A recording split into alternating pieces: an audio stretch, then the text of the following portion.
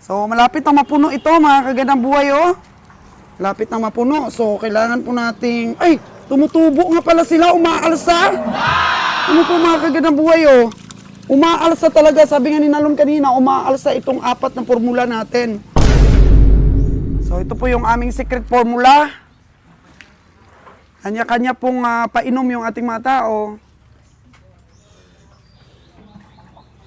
Malapit ang naubos ni Nuno yung isang drum niya.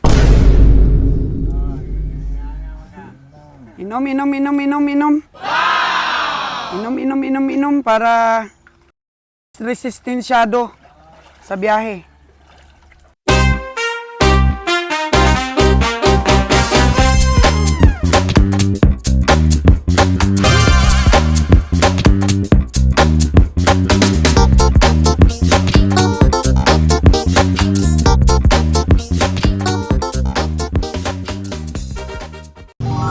Isa po sa pangunahing pagkain din ng aming mga baka, ito pong sa likod ko, ito po yung tinatawag na malta dito po sa amin.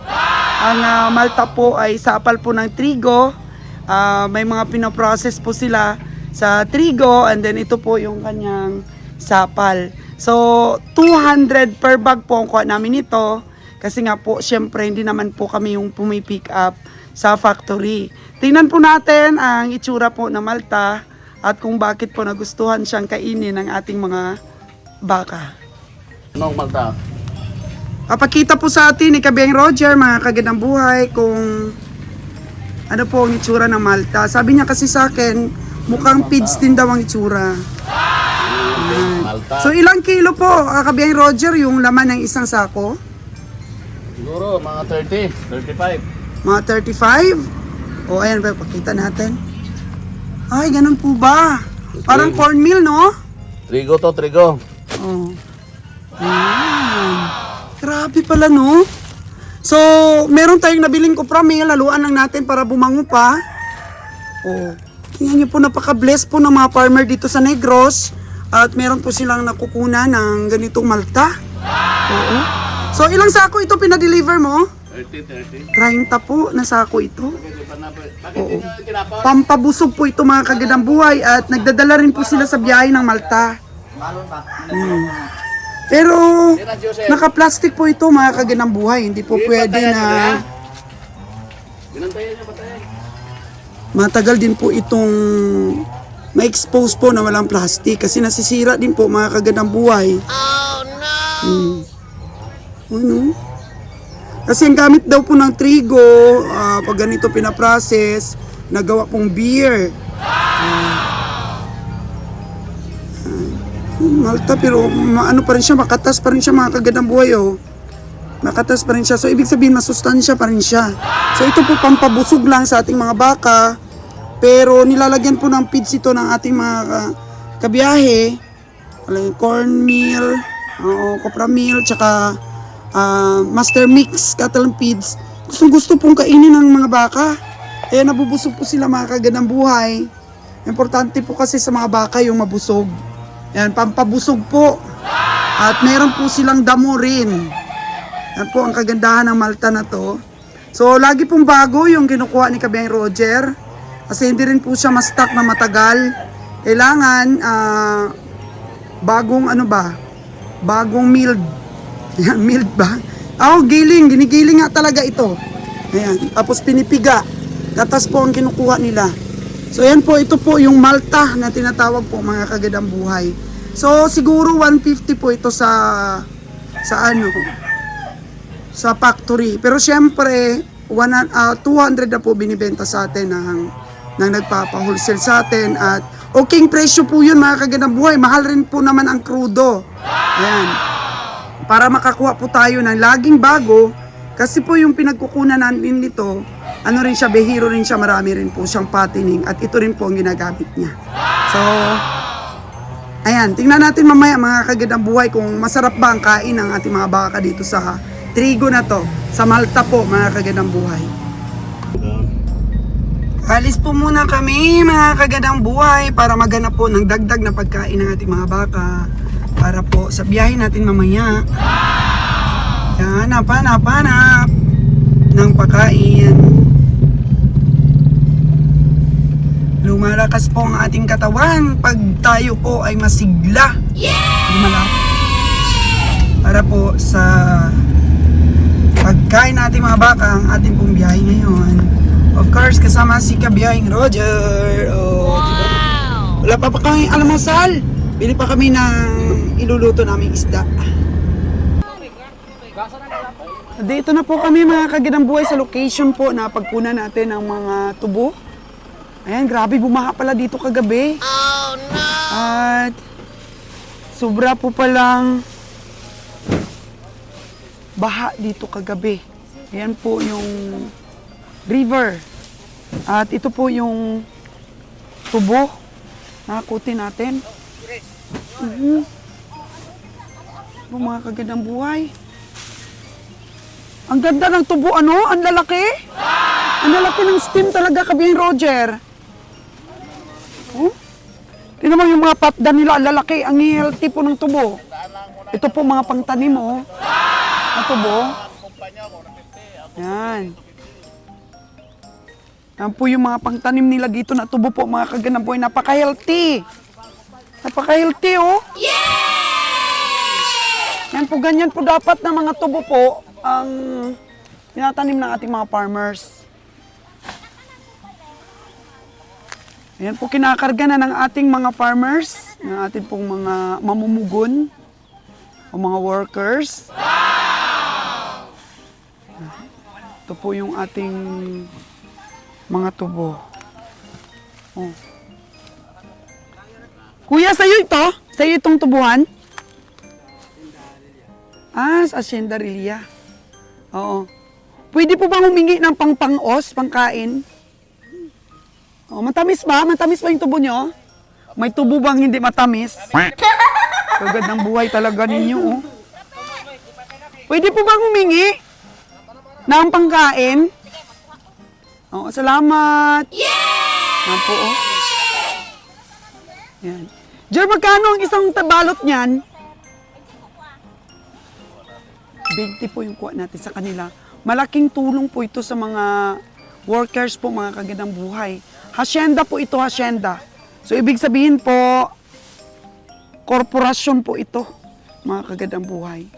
Humingi po tayo ng pangkain. Pangkain. Oo. Ayan, kinuha na tayo ni nanay. Nay, pwede ba dalawa? Bakit marunong ka pa sa akin? Sabi mo isa. Pumayag naman si nanay, bigyan ako dalawa. Ikaw talaga kabiyahe. Ang lalaki, no? Ang lalaki ng mga tubo talaga. Na in love ako. Kaya gusto ko pong kumain.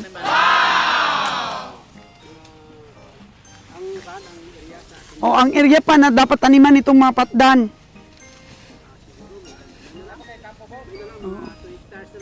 2 hectares na lang daw ang kanilang tataniman. Boss, ang ganda ng similya, no? Itanong pa. Ano ito variety, boss, ng tubo? Ang lalaki? 84,524. So, pinaparami ninyo. Dapat ganito na talaga. Yung iba kasing mga farmers nakita ko, ang liit na lang mga tubo nila. Yan. Pagka natapos ba ninyo ng tanim, magbebenta kayo ng patdan? Hindi kayo magtitinda sa ibang farmers? Bakit naman po? Panggamit lang po. Ayan. Kung mga kagandang buhay, babae, mapalalaki. Ang sipag po nila pong, sideline na po nila ito eh. Yung ibenta yung patdan, sideline na po nila ito mga kagandang buhay.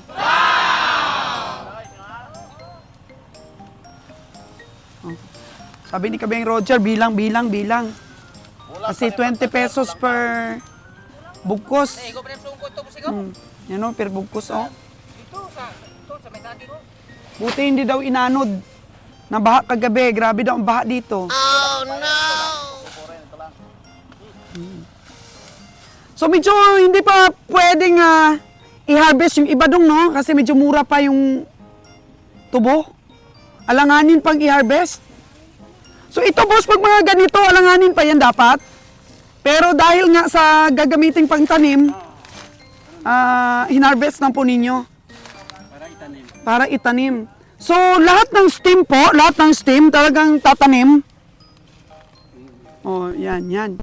So mula sa taas hanggang sa baba po mga kaginabuhay, itatanim nila.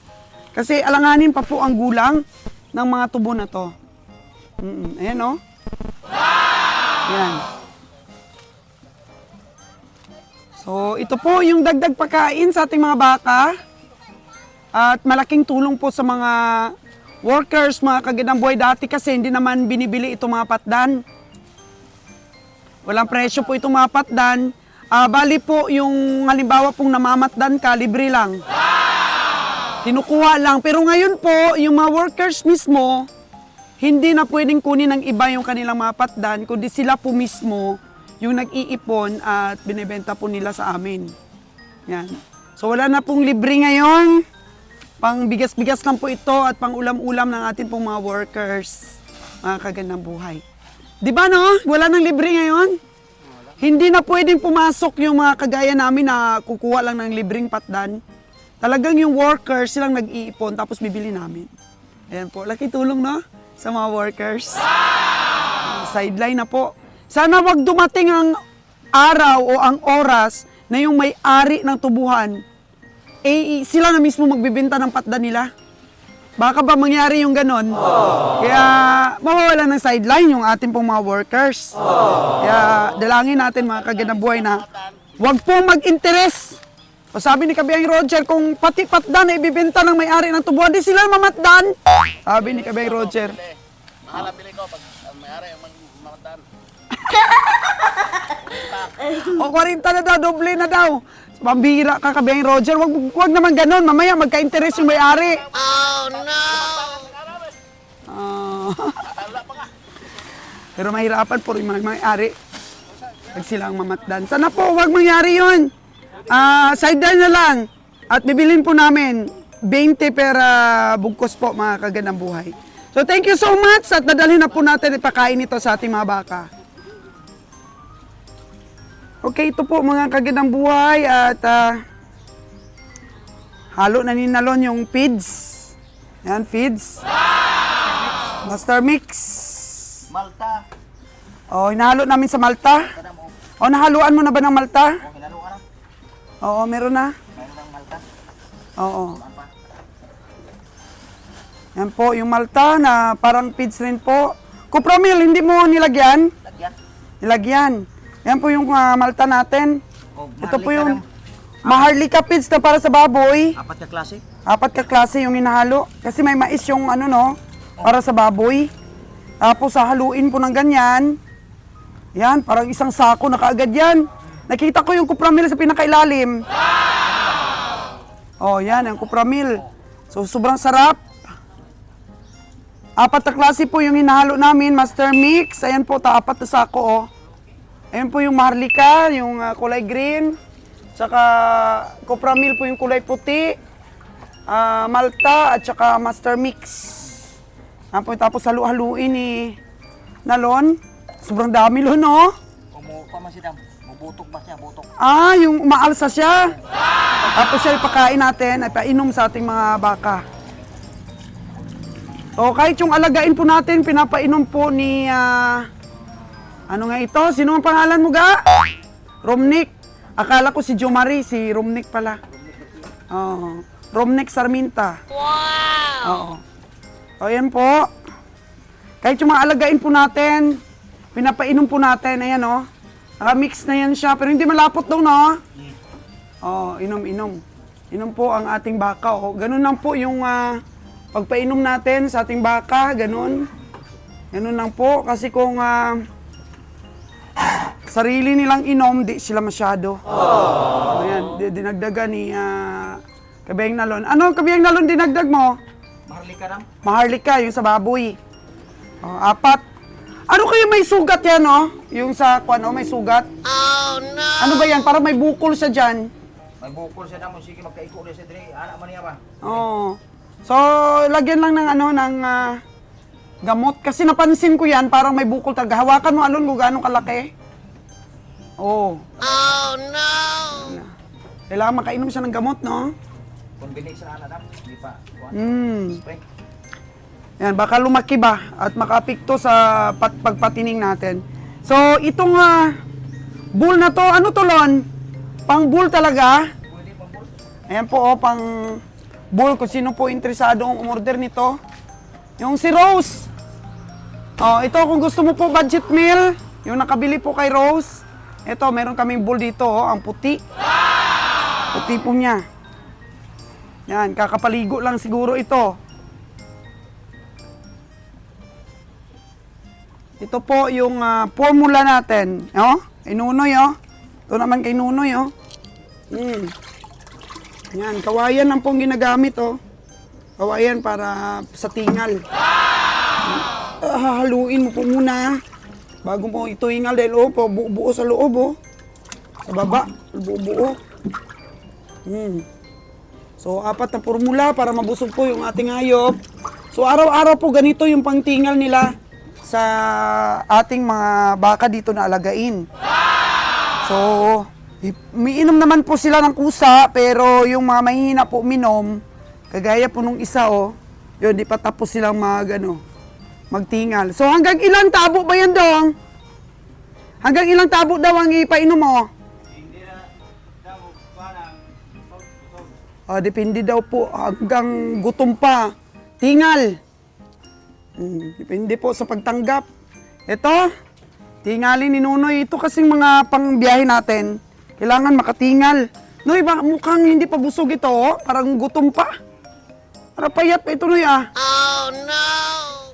Hindi masyadong kumain. Yan po yung ating pagpainom sa ating mga baka. Dito naman, mukhang hindi pa masyadong nahalo ito. Kasi sobrang dami naman kasi yung nilagay ni Nalon. So, puno daw ito, oh, pupunuin. Oh, meron pa tayong team dito, mga kaganang buhay, oh. Actually, nagpapabili po sa atin ng buta ang bago nating tao. Ha? Ikaw po, di pa bili? Pag kanino ba, JR, yung sinuot mo na yon? Kay Bini ba yon? Anong size mo? Maliit? 8. Bilhan natin sila ng buta po. Etong isa, si Romnek. May buta ka na, Romnek? Oh, meron na si Romnek. Ay, Dudong! Dudong Gilbert! Sana yung buta mo, Dudong Gilbert? Oh, no! Ha? Ay, kaloko, Dudong Gilbert! Bakit tural yung pinapasot mo ng buta mo, Dudong Gilbert, ha? Baka madumihan yung buta mo? Dudong Gilbert, tugasan mo yung paa mo at magbuta ka. Makikita ka ng mga subscriber natin, oh. Binilhan ka na ng amo mo ng buta, di mo naman sinusuot. Tingnan mo si Nonoy, oh, ulirang tauhan. Pag walang inom, pag walang lapad, ulirang tauhan si Nonoy. Shout out dyan kay Nunoy Edwin Basilio. Ayan po, available po yan. Walang asawa si Nunoy. Wag lang bigyan ng lapad, ha. Nawawala ang ulirat ni Nunoy pagka may lapad. Ganun talaga po, hindi niya po talaga namamalayan na napaparami na yung inom niya. Hindi niya po napipigilan ang sarili. Basta't dinagdagan niya po ang inom o may pera sa bulsa.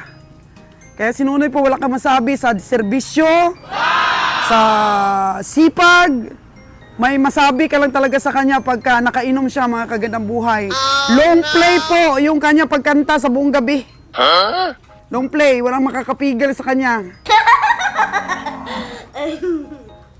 O, naglilikramo na ba? Romnick? O iba yung naglikramo? Ayan po, tulong-tulong yung ating mga tao po, mga kagandang buhay. At ito po yung bago natin, oh. Ayan, at saka yung isa kanina. So, nadagdagan po yung team natin dito, kaya di na po malungkot si Gilbert. Yeah! Di na malungkot si Gilbert, oh. Nakatawa na si Gilbert, mga kagandang buhay, dahil may katuwang na sila ni Nunoy sa pag-alaga ng mga baka. Ayan. So, malapit na mapuno ito, mga kagandang buhay, oh. Malapit na mapuno. So, kailangan po nating... Ay! Tumutubo nga pala sila, umaalsa. Ano po, mga kagandang buhay, oh. Umaalsa talaga, sabi nga ni Nalon kanina, umaalsa itong 4 na formula natin. Equal po yung, kung isang sandok po sa isa, isang sandok din po sa isa. So, equal po ito. Ang formula po nila mga kagandang buhay ay equal. Pare-pareho po ang dami. At effective po masyado sa ating mga baka. Effective. Kasi lumalakas po sila sa biyahe. Alakas sa biyahe po. Di po sila nanghihina sa biyahe. So, Noy, picture natin ulit itong bull po dito. Di lang natin alam kung ilang buwan na po ito mga kagandang buhay. O yung tubo natin, nakastack po dito. Hindi po naiinitan. Kasi nakastack po dito yung tubo natin. Ayan po yung baka natin. Oh, ang ganda po ng bull. Yan. O for sale po ito mga kagandang buhay. Ang haba ng katawan. Haba, bata pa po ito. Kung sino po interesado, tanong lang po kay Kabeng Roger dito po sa upgraded na bull. Kasi minsan walang available po na pang-EI, kaya kailangan meron po talagang bull kayo pag marami po kayong alaga.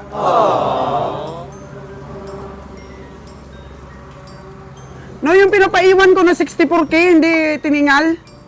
Sana yun, yung doon, oy. Yung doon sa Niyugan, oy. Yung sa Niyugan. Oo. Hindi pa nakuha po.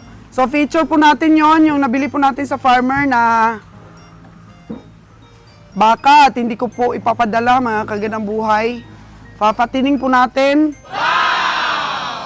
Ang gastos nun, dala gastos, 64, mga 1,000, 65. 65,000 na po para makarating dito dahil namasahe po sila sa truck ni Sir Ali. Ito po ang pagkondisyon natin sa ating mga baka. Tama na, Noy? Marami ng tubig yon. Okay. Ng tubig yung mga kagandang buhay. Oh. Si Gilbert, ayan, magic. Nakasuot na po siya ng buta, mga kagandang buhay, magic. Yeah! Bakit Gilbert di mo sinusuot? Sabi ko magkaroon ka ng alipunga. Oh, no! Dapat nakasuot. So, hindi po mahirapan yung atin pong mga nag-aalaga sa ating mga baka. Di po mahirapan pag may bahay na. May bahay na sila. Ayan, pinapainom ulit ni JR yung next batch. Ayan. Yung bago nating tao, yung nakadilaw at nakapula. Magkapatid.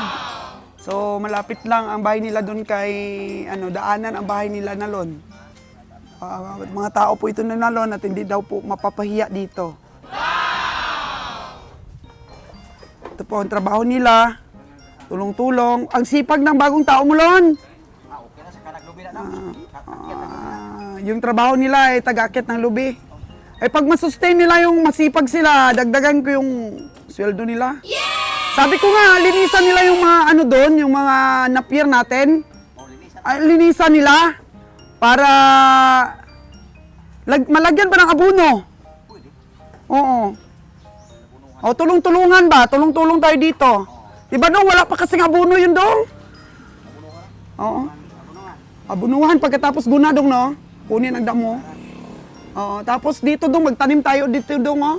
Hanggang dun. Napier, pwede ba yon? Taniman natin yan? Oo. Kasi hindi na natin ilalagay dyan yung natin, mga baka.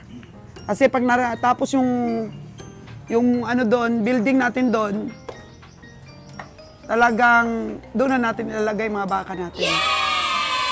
Hindi na dito maglamak-lamak dong, oh. Tingnan mo. Pag tag-ulan. Oh, no!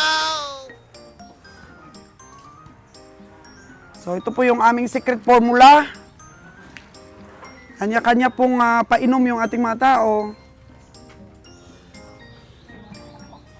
Malapit ang naubos ni Nuno yung isang drum niya. Yan, kaya po sa feeds pa lang po, sa 4 na formula natin ay magastos na po ang mga alagain natin at saka mga pangbiyahe. Ganda talaga ng bowl na to dong, oh. Brahman na Brahman, no? Ibang klase yung niya. Ibang klase yung tayo niya. So, kung walang bibili nito, Noy, na para bull, alagaan lang natin. I-fattening. Siguro mga 180 na to sa karne. 180 kilos na po ito sa karne po, mga kaganang buhay. So, ang kanya po nitong presyo, pagka na-deliver na po, mga 60 plus na po ito siguro. 60 plus.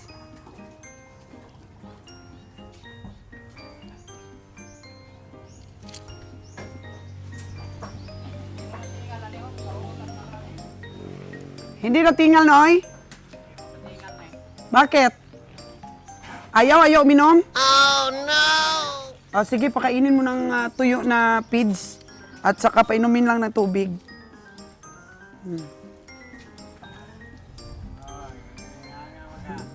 Inom.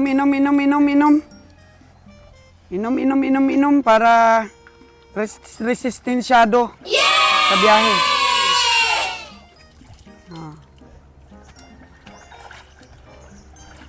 Yan. Kailangan inom sila.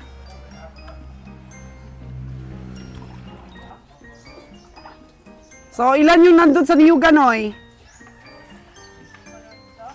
25 doon. Sige, feature natin mamaya po yung binili nating baka sa farmers na atin pong patabain ng 3 months. In 3 months time po, patabain ko po.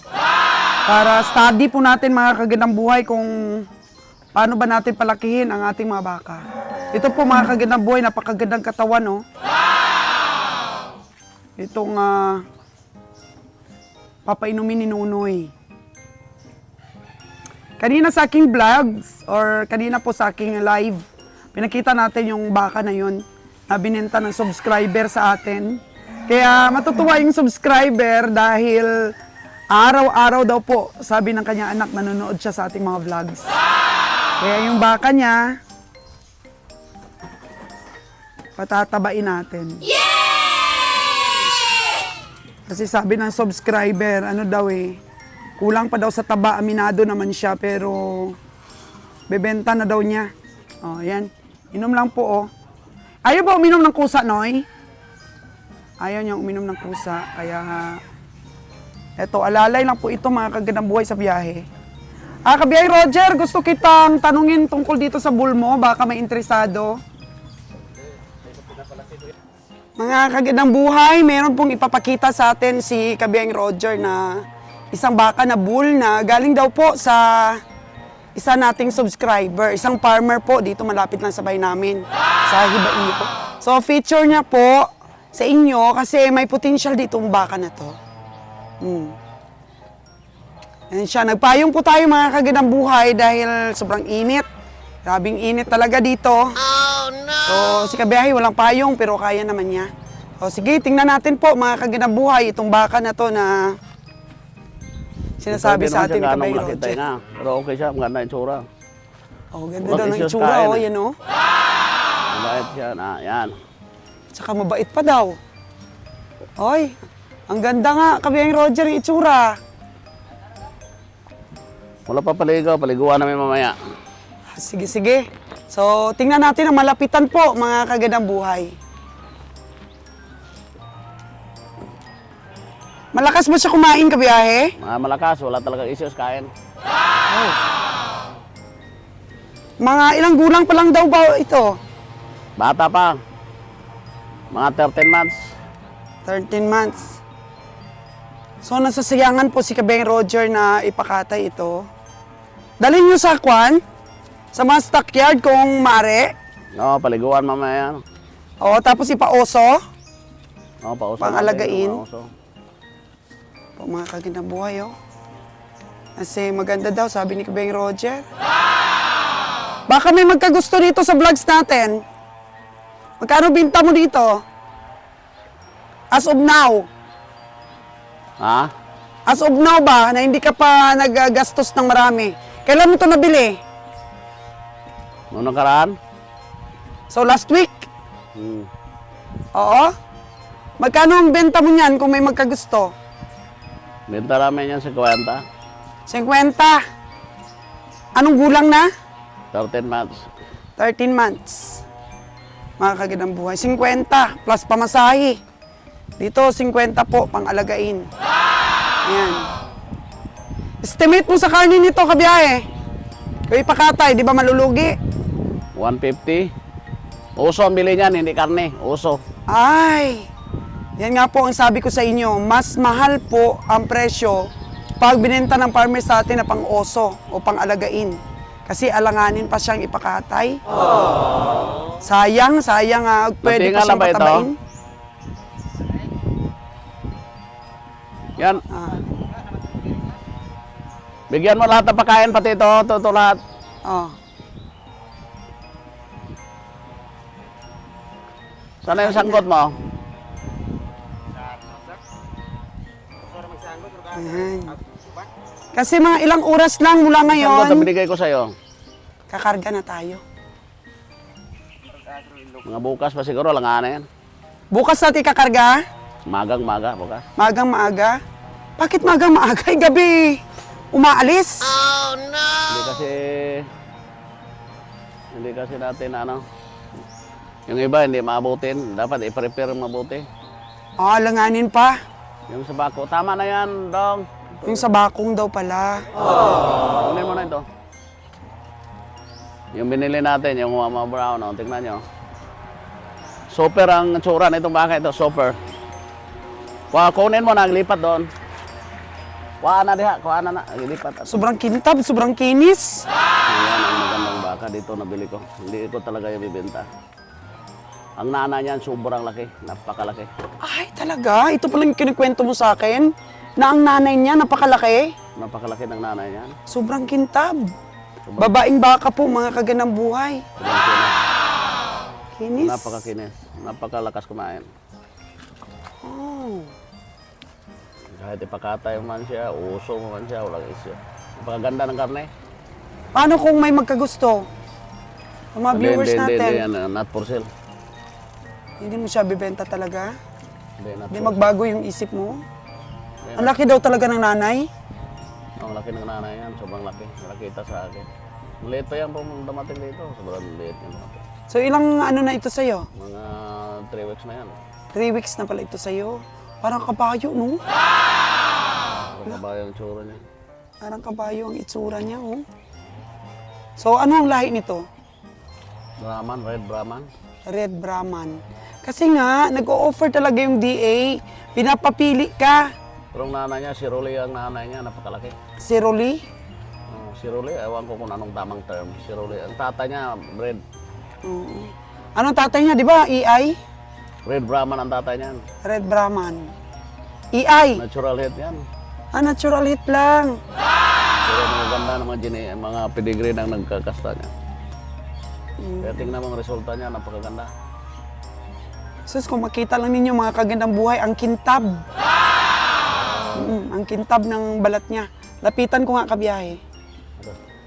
Oh, ito po siya sa malapitan mga kagandang buhay. Oh. Ang laki ng pik-pik niya. Ang ari ba niya, ang laki. Tapos pantay ang likod niya kabiyahe. Oh. Okay, hindi naman pantay dati yan. Yung napurga ko, ng isang beses pa lang, umanda katawan. So, bili mo nito pang oso. Pangalaga Akin ito. yung personal. Ayan, personal. Haba ng katawan, no? Nakikita ko dun sa mga farm na napunta natin sa Luzon. Yung, Angus. Kung medyo darker yung kulay niya, parang Angus ang itsura, no? Brown talaga siya. Ganda ng itsura niya, parang gold na parang Kintab.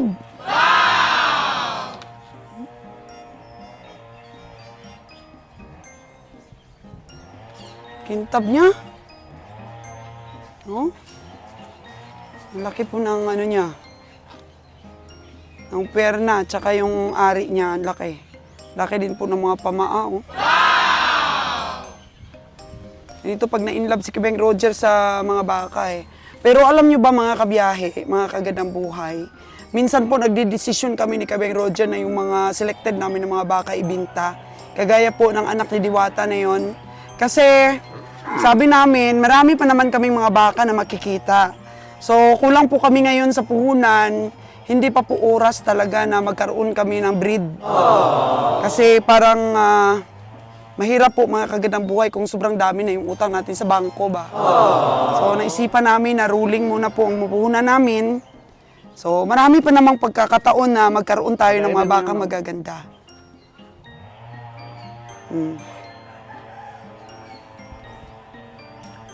Marami pa naman po tayong mapipili at mabibili. Ang importante po, nabibenta natin sa mga farmers. At sila naman lang po ang magparami at tuwang-tuwa po kami ni Beng Roger pag na-update po sa amin yung mga alaga namin, kagaya mga baka na naibibenta namin, kagaya po doon sa kay Sir Constantino. Yan. Naawa nga ako doon sa bininta nating si Rose. Kasi 2 beses na daw nag-hit Beng Roger.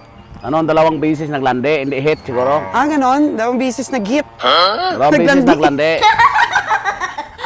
Hindi hit, kaya ko na-hit na siya. Ah, ganun ba?